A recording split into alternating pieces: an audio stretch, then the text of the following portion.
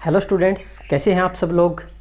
आज की क्लास में हम स्टार्ट करने जा रहे हैं एक नया टॉपिक दैट इज़ एक्सक्रीशन।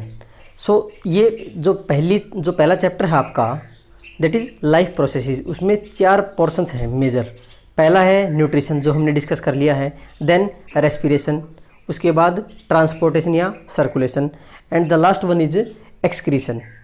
इस चैप्टर में हम बात करेंगे कि किस किस तरीके से जो हार्मफुल वेस्ट प्रोडक्ट्स हैं वो बॉडी से बाहर जाते हैं, किडनीज़ का क्या रोल होता है, स्ट्रक्चर कैसा होता है किडनीज़ का, कैसा मैकेनिज्म होता है कि जो डीऑक्सीजनेटेड ब्लड है वो ऑक्सीजनेटेड में कन्वर्ट हो जाता है। ठीक है, फॉर्मेशन ऑफ यूरिन क्या होती है, किस तरीके से यूरिन जो है वो पास आउट होता है बॉडी से। इस पूरे मैकेनिज्म को हम डिटेल में डिस्कस करेंगे। उसके अलावा मैं आपको ये भी बताऊंगा कि अगर किडनी का फेलियर हो जाए तो क्या क्या वो तरीके हैं जिससे हम आर्टिफिशियल किडनी लगा सकते हैं, या उसको एक जो प्रोसेस होती है उसको डायलिसिस बोलते हैं, उस प्रोसेस के थ्रू वो भी हम जानेंगे।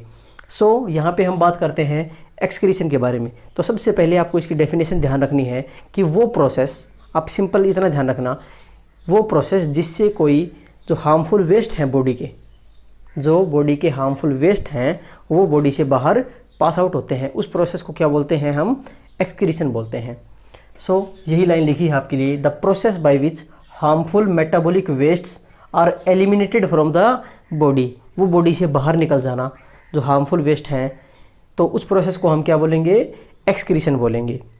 ठीक है, अगर ह्यूमन बींग्स की बात करें तो हम कैसे होते हैं, वी आर यूरियोटेलिक, उसके लिए एक टर्म यूज करते हैं यूरियोटेलिक।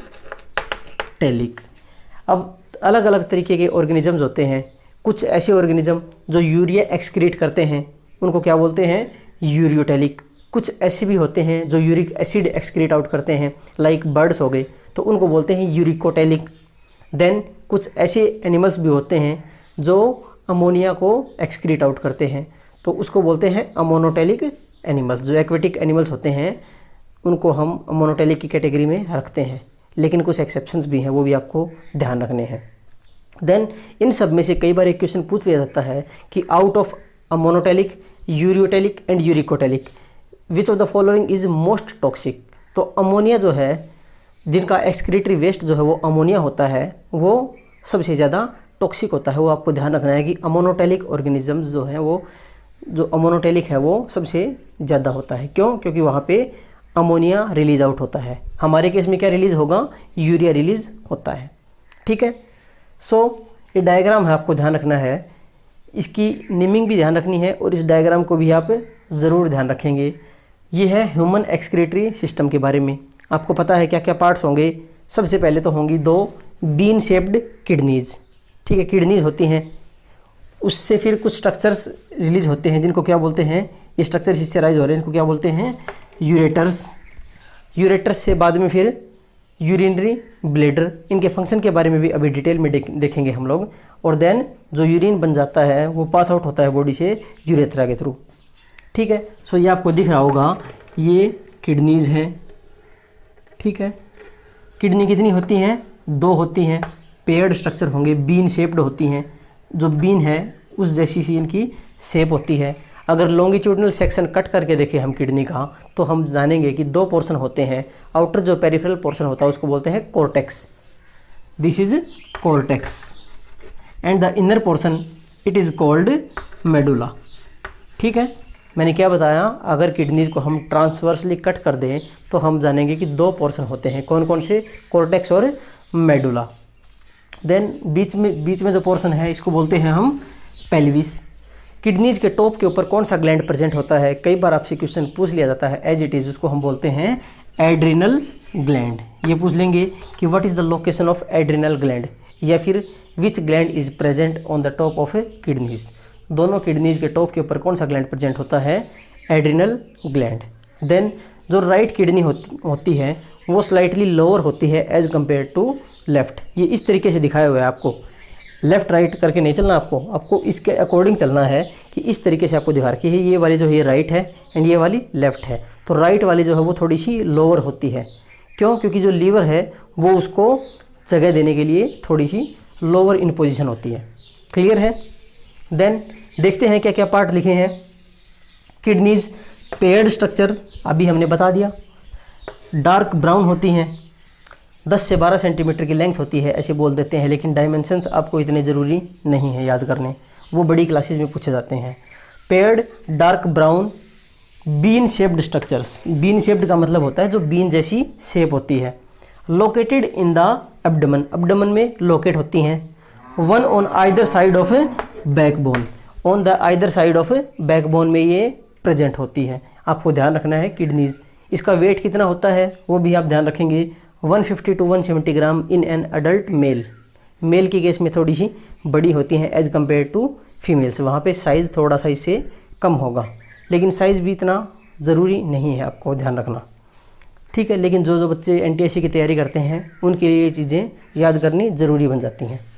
देन किडनीज के बाद में 2 स्ट्रक्चर्स होते हैं, जो यूरिन जो होता है वो कहाँ पे बनता है, किडनीज के द्वारा, उसको कौन लेके जाएंगे, यूरेट्रस। पेयर्ड स्ट्रक्चर होते हैं जो स्टार्ट होंगे किडनी से and they carry the urine formed by kidney towards the urinary bladder, ठीक है। यूरेट्रस जो होते हैं paired muscular tube starts from kidney and it carries the urine formed in kidney towards the urinary bladder. Urinary bladder में वो urine जो है वो स्टोर होगा, ठीक है, और उसके बाद वो जो यूरिन है वो passed out from the body by the process of micturition. Micturition वो प्रोसेस होती है जिसमें हम ये बोलते हैं कि जो यूरिन है वो बॉडी से बाहर पास आउट कर दिया जाता है, मिक्चुरेशन बोलते हैं उसके लिए, ठीक है। और वो स्ट्रक्चर कौन सी होगी, यूरेथ्रा होती है। यूरेथ्रा की लेंथ मेल्स के केस में बड़ी होती है और फीमेल्स में ये छोटी होती है, क्लियर है। अब हम बात करते हैं टाइप ऑफ नाइट्रोजनस वेस्ट के बारे में, कि अलग अलग वेस्ट होते हैं जो अलग अलग ऑर्गेनिजम्स के अंदर प्रेजेंट होते हैं। जैसे जो एक्वेटिक ऑर्गेनिजम्स हैं वो एक्सक्रीशन शो करते हैं with the help of ammonia. Then हम लोग अगर ह्यूमन बींग्स की बात करें तो वहाँ पे कैसा होगा, यूरिया होता है। रेप्टाइल्स बर्ड्स के केस में अगर हम बात करें तो वहाँ पे क्या होगा, यूरिक एसिड होता है। तो उनके बारे में डिस्कस करते हैं। सबसे पहले हम बोलेंगे अमोनिया के बारे में। सो अमोनिया आपको ध्यान रखना है, मैंने पहले भी बताया था, इट इज़ हाईली टॉक्सिक, बहुत ज़्यादा टॉक्सिक होता है, ठीक है। और अगर इतना ज़्यादा टॉक्सिक है तो उसको बॉडी से बाहर निकालना बहुत ही ज़रूरी बन जाता है। सो वाटर सोल्यूबल होगा, highly toxic, water soluble. Then excretion of ammonia takes place with the help of water, water की हेल्प से यहाँ पे एक्सक्रीशन होता है। सो अगर वाटर की हेल्प से होगा तो बेसिकली कहाँ पे होगा, जो एक्वेटिक ऑर्गेनिजम्स हैं उनके अंदर होगा। देन ऐसे एनिमल्स जो अमोनिया एक्सक्रीट आउट करते हैं उनको क्या बोलते हैं, अमोनोटेलिक एनिमल्स।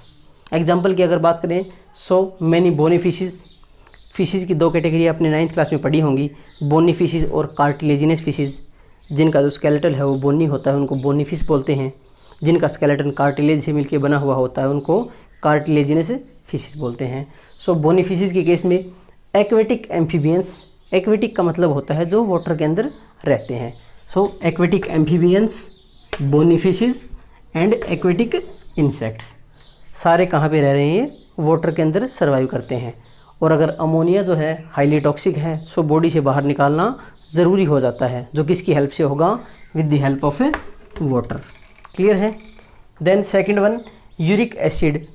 सो कुछ एनिमल्स ऐसे हैं जो क्या यूरिक एसिड एक्सक्रीट आउट करते हैं और उनको क्या बोलते हैं, यूरिकोटेलिक एनिमल्स, यूरिकोटेलिक एनिमल्स, और उस प्रोसेस को बोला जाता है यूरिकोटेलिज्म।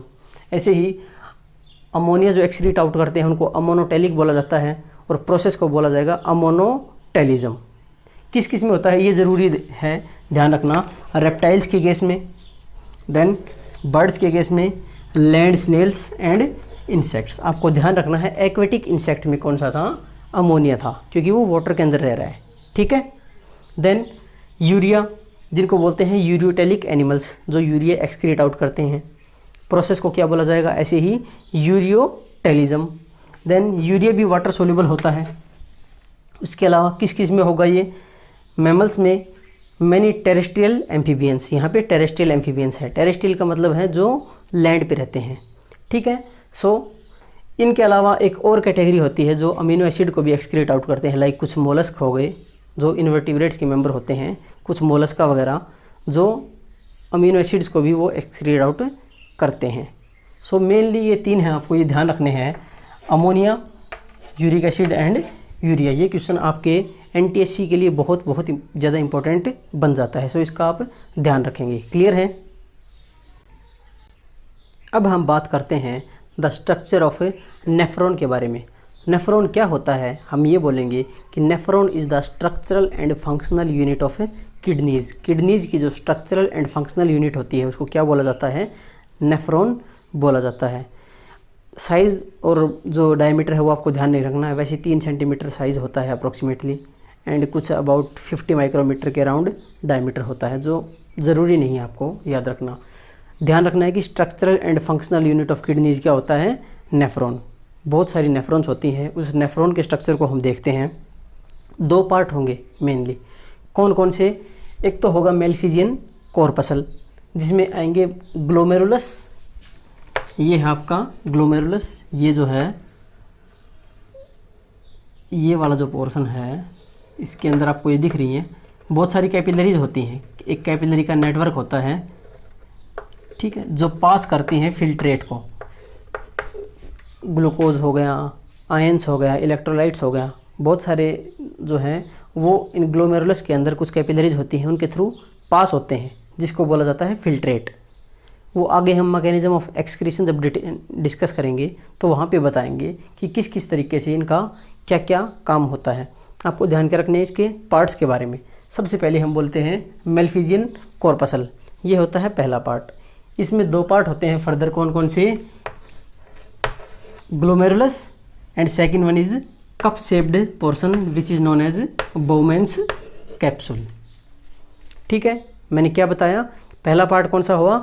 मेलफिजियन कॉर्पसल, जिसके 2 पार्ट ग्लोमेरुलस और बोमेंस capsule. बोमेंस capsule is a cup shaped structure, ठीक है। और ग्लोमेरुलस क्या होता है? हम ये बोल सकते हैं कि it is a tuft of capillaries. एक कैपिलरीज का नेटवर्क होता है जिसके थ्रू जो भी सब्सटेंसेस हैं, जो भी आएंगे, जैसे ग्लूकोज आया, देन कुछ एक्सक्रीटरी प्रोडक्ट्स आ गए, आयंस आ गए, इलेक्ट्रोलाइट्स आ गए, ये सब जो है वो फिल्टर होंगे through the help of A glomerulus, ठीक है। यहाँ पे कैपिलरीज होती हैं, ये ध्यान रखना है आपको। देन जो भी फिल्ट्रेट होके आया वो आता है इस पोर्शन में, इनको बोलते हैं पीसीटी, डीसीटी और कलेक्टिंग डक्ट। अगर कंबाइनली हम बोलें तो हम इनको, सबसे पहले ये वाला जो क्वाइल्ड पोर्शन होता है इसको बोलते हैं प्रोक्सिमल कन्वोलेटेड ट्यूबुल, ठीक है। देन उसके बाद में अगला पोर्शन होगा, उसको बोलते हैं डिस्टल कन्वोलेटेड ट्यूबुल, या लास्ट वाला पोर्शन बोल देते हैं डिस्टल कन्वोलेटेड ट्यूबुल। पहला पोर्शन प्रोक्सिमल कन्वोलेटेड ट्यूबुल। उसके बाद बीच का जो पोर्शन है इसको बोलते हैं लूप ऑफ हेनले। ये जो दिख रहा है आपको, ये वाला, ये है आपका लूप ऑफ हेनले, ठीक है, जिसमें असेंडिंग लिम्ब होती है, डिसेंडिंग लिम्ब होती है, इस तरीके से। इनके बारे में आगे हम पढ़ेंगे भी कि जो यूजफुल सब्सटेंसेस हैं, ये एक ट्यूबुलर नेटवर्क होता है, ठीक है। यहाँ पे जो भी यूजफुल सब्सटेंसेस हैं वो अब्जॉर्ब हो जाएंगे, ठीक है, और मोस्टली जो वाटर है वो भी यहाँ पे अब्जॉर्ब हो जाता है, लेकिन जो वेस्ट हैं वो बॉडी से बाहर निकल जाएंगे। सबसे पहले क्या होगा, उस मैकेनिज्म के बारे में थोड़ा आउटलाइन दे देता हूँ आपको, कि जो भी फिल्टर होके यहाँ से आया, जो भी सब्सटेंसेस हैं, जो रेनल आर्टरी होती है, हम ये बोलेंगे कि ये डर्टी ब्लड लेके आएगी, ठीक है। ये डर्टी ब्लड लेके आएगी, ये इसको बोलते हैं एफेरेंट आर्टरी, ठीक है। ये जो एफेरेंट आर्टरी है ये डीऑक्सीजनेटेड ब्लड लेके आएगी, ठीक है, इम्प्योर ब्लड लेके आएगी, और ये यहाँ पे अपना ब्लड रिलीज कर देगी। यहाँ से वो ब्लड पास आउट होगा, ग्लोमेरुलस के अंदर कैपिलरीज हैं, उनके अंदर से ब्लड जाएगा। देन वो कहाँ पे पहुँचेगा? फिर बोमेंस कैप्सूल से होते हुए पीसीटी के अंदर। पीसीटी, लूप ऑफ हेनले और डीसीटी, इन तीनों को मिला के बोलते हैं रेनल ट्यूब्यूल, रेनल ट्यूब्यूल। सो अगर हम बोलें कि नेफ्रॉन के 2 पार्ट कौन कौन से होंगे, मेलफिजियन कॉर्पसल और रेनल ट्यूब्यूल। रेनल ट्यूब्यूल में क्या क्या होंगे? PCT, loop of Henley and DCT, ये 3 होंगे। ये जो पहला पोर्शन है मच क्वाइल्ड पोर्शन, जहाँ पे मैक्सिमम रीअब्जॉर्प्शन हो जाता है आयंस का, इलेक्ट्रोलाइट्स का, यूरिया का, जितना भी है सभी का रीअब्जॉर्प्शन यहाँ पे 70% जो है वो हो जाता है। इस पोर्शन को बोलते हैं प्रोक्सिमल कन्वोलेटेड ट्यूब्यूल, ठीक है, इसको बोलते हैं पीसीटी, प्रॉक्सिमल कन्वोल्यूटेड ट्यूब्यूल। ये एब्रीवेशन भी याद कर रखना है आपको, कई बार बोल देते हैं कि एक्सपेंड पीसीटी, एक्सपेंड डीसीटी, इस तरीके से। देन उसके बाद में कौन सा पोर्शन आएगा आपका, लूप ऑफ हेनले। उसके 2 लिम्स होती हैं, दिखा रखा है descending limb of loop of Henley, ये थिन होती है काफ़ी, ठीक है, और असेंडिंग लिम्ब जो है ये वाली जो है ये थोड़ी सी थिक होती है, ये ध्यान रखना आपको, descending and ascending limb of loop of Henle, ठीक है। देन उसके बाद it leads to distal convoluted tubule, जो आगे वाला पोर्शन है, ये जो कॉइल्ड पोर्शन है, कन्वोलेटेड का मतलब होता है इस तरीके से कॉम्प्लेक्स, ठीक है, जिसमें बहुत सारे इस तरीके से ग्रूव्स वगैरह बन रहे हो। सो ये होता है डिस्टल कन्वोलेटेड ट्यूब्यूल, ठीक। अब जो भी वेस्ट है वो कहाँ पे डाल दिए जाएंगे, कलेक्टिंग डक्ट में डाल दिए जाएंगे। कौन डालेगा, डीसीटी। डीसीटी के थ्रू जितने भी जो वेस्ट हैं जो बच गया वो यहाँ पे कलेक्टिंग डक्ट में डाल दिया जाता है, और फिर वो यहाँ से with the help of urethra urine की फॉर्म में वो बॉडी से पास आउट हो जाता है। मैंने क्या बताया कि पीसीटी से आगे कहाँ जाएगा, लूप ऑफ हेनले में, लूप ऑफ हेनले से फिर डीसीटी में, डीसीटी से जो भी वेस्ट हैं जो अब्जॉर्ब नहीं हो पाए, ठीक है, जो मेनली यूरिया वगैरह है, वो आएगा इस पोर्शन में कलेक्टिंग डक्ट में, और वो कलेक्टिंग डक्ट से फिर बॉडी से बाहर रिलीज हो जाता है in the form of urine, और उस प्रोसेस को बोलते हैं मिक्चुरेशन, जो आगे हम इसमें डिस्कस भी करेंगे। सो क्लियर है यहाँ तक। अब हम बात करते हैं the process of mechanism of excretion, कि ये एक्सक्रीशन जो है ये किस तरह से और हो रहा होता है। सबसे पहले क्या होगा, जो भी वेस्ट है वो कहाँ पे लाए जाएंगे, किडनीज तक लाए जाएंगे अलोंग विद ब्लड। सो पहला पॉइंट देखते हैं, waste materials along with blood is brought to kidneys by renal artery. अभी हमने बताया था कि एक रेनल आर्टरी होती है जो वेस्ट मटेरियल को लेके आती है किडनीज तक, ठीक है। पहला पॉइंट क्लियर हो आपको यहाँ तक। अब बस स्टेप बाय स्टेप समझेंगे तो इजीली हमें समझ में आ जाएगा। सबसे पहले क्या हुआ कि कोई जो वेस्ट है उसको किडनीज तक लाया गया है, ठीक है। किडनीज का काम होता है जो ब्लड है उसको प्यूरिफाई करना, वेस्ट मटेरियल्स को बॉडी से बाहर निकालना। सो सेकंड पॉइंट हमने बताया था कि जो पहला पोर्शन होता है नेफ्रॉन का, ठीक है, जहाँ पे बोमेंस कैप्सूल और ग्लोमेरुलस दोनों स्ट्रक्चर प्रेजेंट होते हैं, जिसको मेलफिजियन कॉर्पसल बोला जाता है। वहाँ पे क्या होगा, glomerulus is network of capillaries, जिसके थ्रू जो ब्लड वगैरह है वो पास होके कहाँ पे जाएंगे, बोमेंस कैप्सूल में जाएंगे, जो कि एक कप शेप्ड स्ट्रक्चर होता है। देखते हैं दूसरा पॉइंट क्या लिखा है, blood is filtered out from glomerulus, glomerulus is a tuft of capillaries, वहाँ पे बहुत सारी कैपिलरीज होती हैं, इनटू द बोमेंस कैप्सूल। यही पॉइंट हमने बताया कि ब्लड जो है वो फिल्टर आउट होगा। फिल्टर कैसे होगा, कैपिलरीज वहाँ पे प्रेजेंट होती हैं।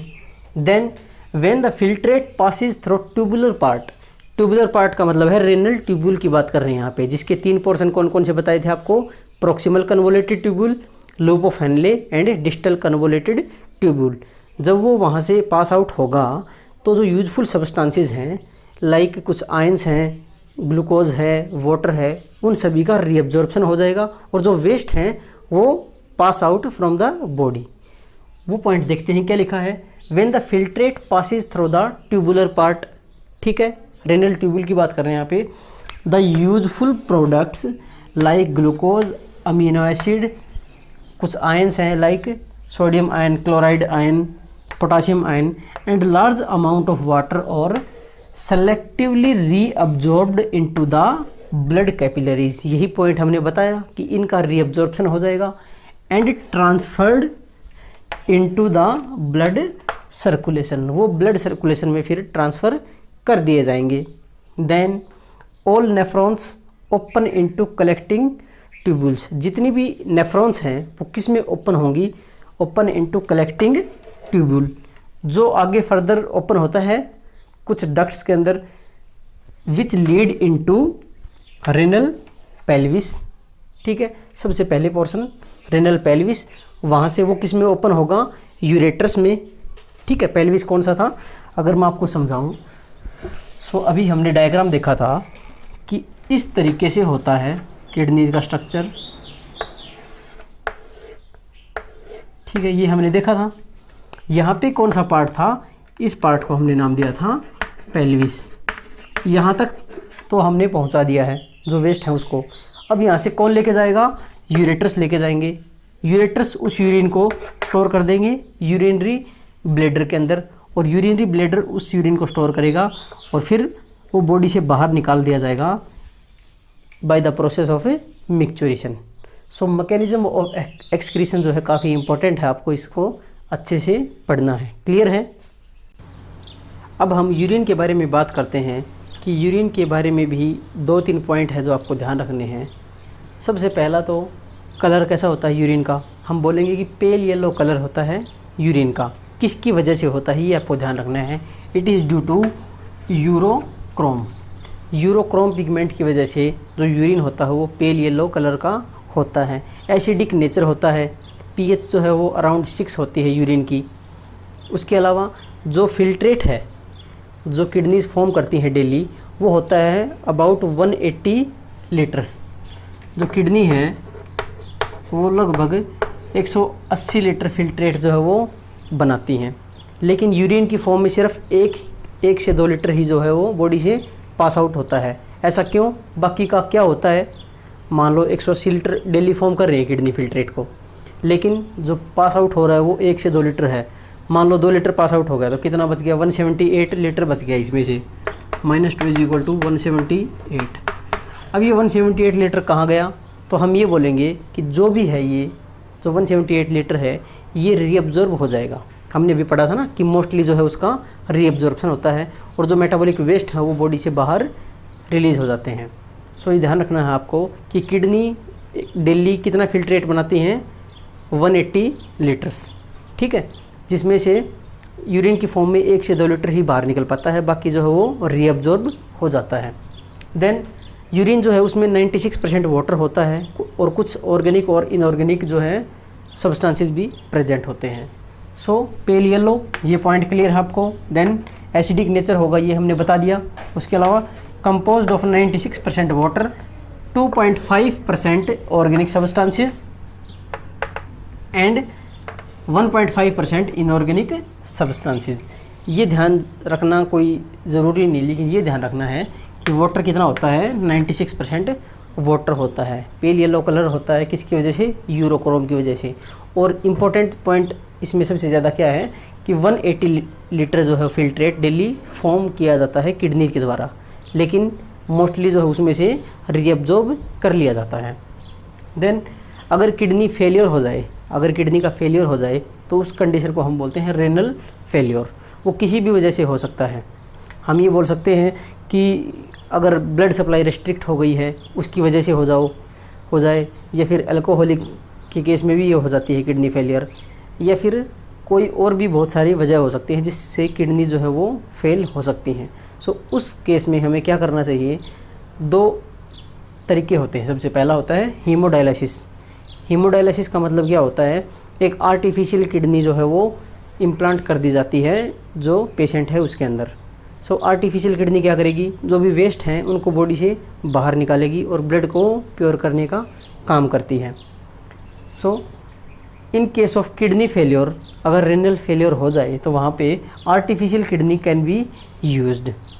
ठीक है, आप सोचो कि अगर ये ना होगा, अगर हम आर्टिफिशियल किडनी ना लगाएं तो यूरिया का अमाउंट ब्लड के अंदर बहुत ज़्यादा बढ़ जाएगा, और उस कंडीशन को बोलते हैं uremia, which can even leads to death. अगर यूरिया का जो लेवल है हमारी बॉडी में बहुत ज़्यादा बढ़ जाए तो उस कंडीशन को यूरीमिया बोला जाता है, जो कि डेथ को कोज कर सकता है। देन किडनी ट्रांसप्लांटेशन, ये दूसरा तरीका होता है कि किडनी को ही ट्रांसप्लांट करवा लिया जाए। आपने सुना होगा अक्सर कि हमारे अंदर 2 किडनीज होती हैं, लेकिन कोई भी बंदा है वो 1 किडनी के ऊपर भी सर्वाइव कर सकता है। ठीक है, सो किसी हेल्दी डोनर से हम किडनी भी ट्रांसप्लांट करवा सकते हैं। रिप्लेसमेंट ऑफ डैमेज्ड और malfunctioning kidney, it is known as kidney transplantation. लेकिन बहुत सारी कंडीशंस होती हैं, बहुत सारी चीज़ों को मैच किया जाता है कि वो किडनी जो है उससे मैच होगी या फिर नहीं होगी। सो ये दोनों पॉइंट आपको क्लियर हैं। अब हम बात करते हैं the last topic that is excretion in plants.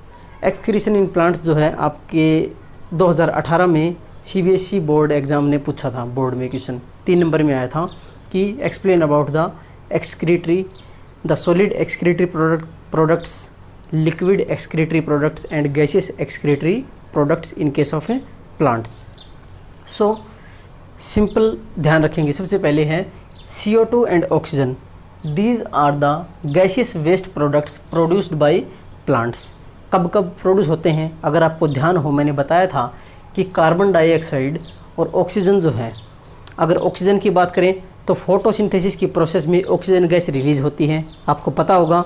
Respiration की प्रोसेस में कार्बन डाइऑक्साइड जो है वो रिलीज होती है, ठीक है। सो ऑक्सीजन हम बताएंगे प्रोड्यूस्ड ड्यूरिंग फोटोसिंथेसिस,